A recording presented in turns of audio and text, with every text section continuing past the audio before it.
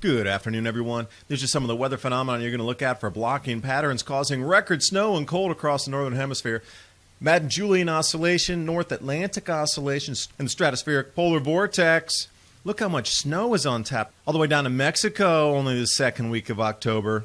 The blistering pattern that will destroy crops standing in the fields in America. Corn prices 2-month high. Snow totals on tap to bury crops. Coldest October 6th ever recorded in the Netherlands. Record cold in Russia. Unexpected snows in Washington State. Preceding front causing PG&E to cut power to almost 1 million people in California. And nobody's looking at the matchup with the modern minimum temperatures and these snowfalls we're experiencing globally. Maybe it's just to keep you from looking at your rising food prices. And how prepared are you for rising food prices? Adapt 2030 in My Patriot Supply, 2-week grab-and-go food crate, or the 4-week food supply, as well as emergency survival food, survival items, water filtration, and air purification. The link's in the description box below, and it's a great way to support the Adapt 2030 channel as shadow banning continues across the social landscape.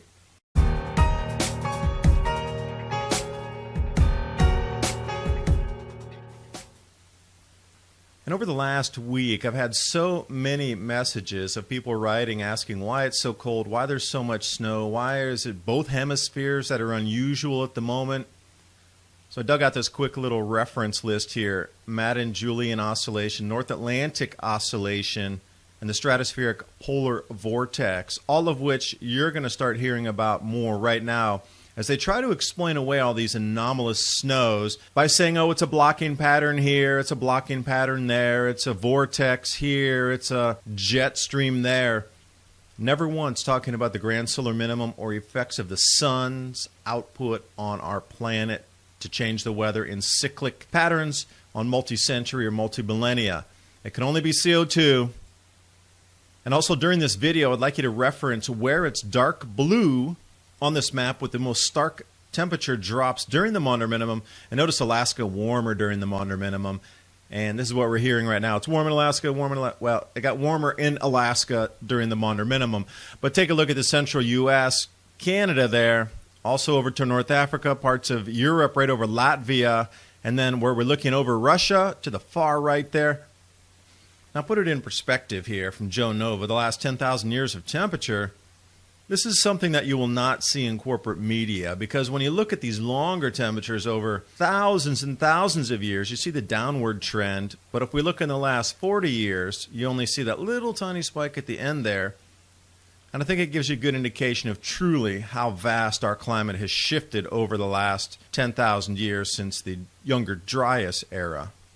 And as we gear up for incredibly low solar activity not seen in centuries, the signs are all around us. Here's just another one, coldest October 6th ever recorded in the Netherlands. Now, this statement is true partially, because the Netherlands temperatures do go back into the 1600s, but what's considered official temperatures for today's record keeping go back to 1901, and here we are, coldest October 6th ever. But see, this is what I don't like about the debate, is we have all this information that were kept by the monasteries and travelers at the time, chronicles of businesses in the church, yet we're not allowed to use that data.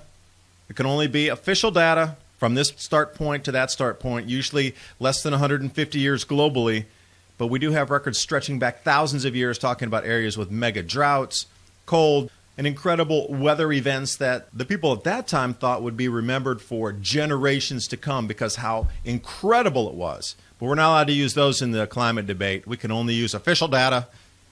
And from the Netherlands, let's jump over to Latvia here in red.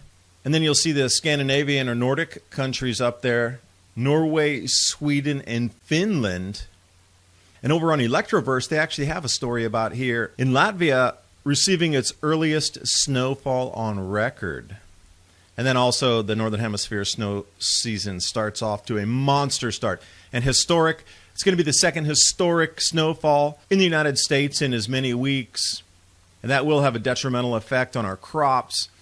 Now, keeping in these record cold temperatures, if you've been following the news since mid-September, Norway and Sweden, record cold and snow both. But you look at that, right over there where the far right is, that's Latvia, the previous country that I showed you in red on that map. And the snows in Sweden did start early. They usually don't start until November, but here it was in September. So they're looking at substantial earlier snows, earliest in 20 years. And shifting down a little further south, Hungary. October 8th, 27 degrees, frost and possible new record set. They're still waiting for the totals to come in to verify that. But a beautiful frosty morning. Over into Russia, October 5th set a new temperature record, breaking the old 1955 record, minus 1.7. Again, that's right around 28 degrees Fahrenheit. This early in the season when it's making Russian news that it's that cold. But where is this area on the map? I thought I would circle it for you here. Far right, it's over just above Japan, just south of the Kamchatka Peninsula. Now, we've seen record snow and cold in Japan over these last few years. So does this indicate a shift over Asia this year with the polar vortex and the extreme cold? Because we've seen it over Europe, we saw it over North America, and now maybe it's doing its clockwork around, and Asia will be battered this year with cold and snow. To be seen. But a look at the GFS snowfall totals here. This is just October 10th to October 26th. Now, the reason I pulled this up is look how far south that snow line extends all the way almost to the border of Mexico. And we're not in January or February. Still middle of October. Early fall. And all eyes are on this front as the brutal cold and multiple feet of snow sweep into the U.S. crop growing zones that were already pummeled by the latest spring planting on record, as well as the lowest amount of acreage planted since 1938. There's very little in the fields that have matured already. It's upwards of 70% of all American crops grown in these areas were late planted, where they're not fully mature yet, and these types of temperatures and snowfall will signal an end to the 2019 grow season, which is the reason that we saw crop prices spike to 2-month highs the day before yesterday, and they continue to climb, and they will climb further as we see the damage as this storm moves forward.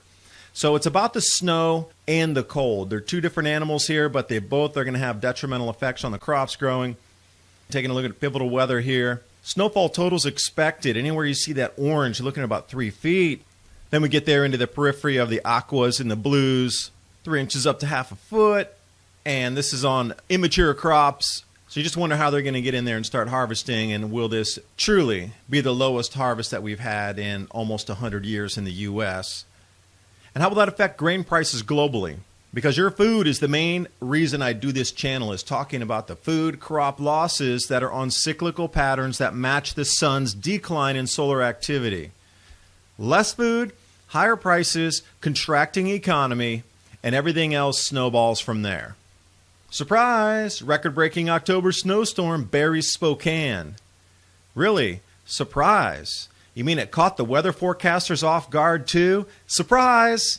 Second snowiest October day ever, and a new all-time daily record for snowfall totals back to 1957. And I thought, well, how much snow's really up there? Well, the image here shows enough to strand those semi-tractor trailers.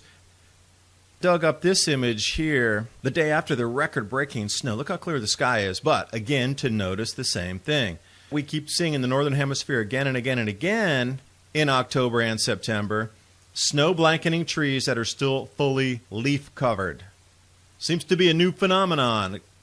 So here's the difference in this storm here. October 8, 2019, Spokane International Airport recorded 3.3 inches of snow. Now, the previous daily maximum snowfall was just a trace, meaning 1/10 of an inch or under. This is 33 times the old record. But see, they won't put the numbers to it. It'll say, oh, new record, 3.3 inches of snow. And you'll say, well, 3 inches of snow, that's not very much. But if I were to change the headline into Spokane breaks its old snow record by 33x, you might go, wow, really, that's impressive. But not in the narrative of CO2 warming. And as the storm front approached along the west coast, PG&E said, well, maybe some of our lines will fall and maybe they'll start fires again. So we're going to cut off everybody's power and good luck. So far we're looking around 900,000 without power in Northern California. And I love how they're getting the surfs already mentally ready. California Climate Science predicts more of these climate-fueled blackouts. Wait a second, not a climate-fueled blackout. It's poor infrastructure from PG&E that's worried about their cables collapsing and causing fires. That has nothing to do with climate change. Bad infrastructure, bad investment, poor upkeep.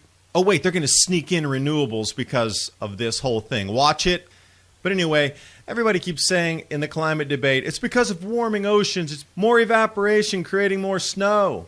I don't think so. Look back in 1998. If it was truly that reason and causation, we should have seen record snows back in the 90s. And every single record being broken right now should have been breaking a record from the 1990s, because if it's truly evaporation, look how hot it was. There would have been massive evaporation in the Super Nino of the late 90s. That would have caused more snow, right? That should have been the causation for record snow, but it wasn't. And now fast forward into the cusp of the grand solar minimum, and we're getting all these record snows. So I encourage you to do your own research to see what you think the cause and effect might be for these changes we're seeing. But whatever it is, our atmosphere is definitely shifting. And I'll leave you with a little scariness here. Halloween decorations covered in the all-time heaviest October snows in Washington State. I put an enormous amount of videos backing up this channel on BitChute and Brighteon. So if you're on either of those platforms, please subscribe to the Adapt 2030 feed on these other video channels so I can keep the information flowing to you. And as always, this video is sponsored by My Patriot Supply. The link's in the description box below, and I will see you next video.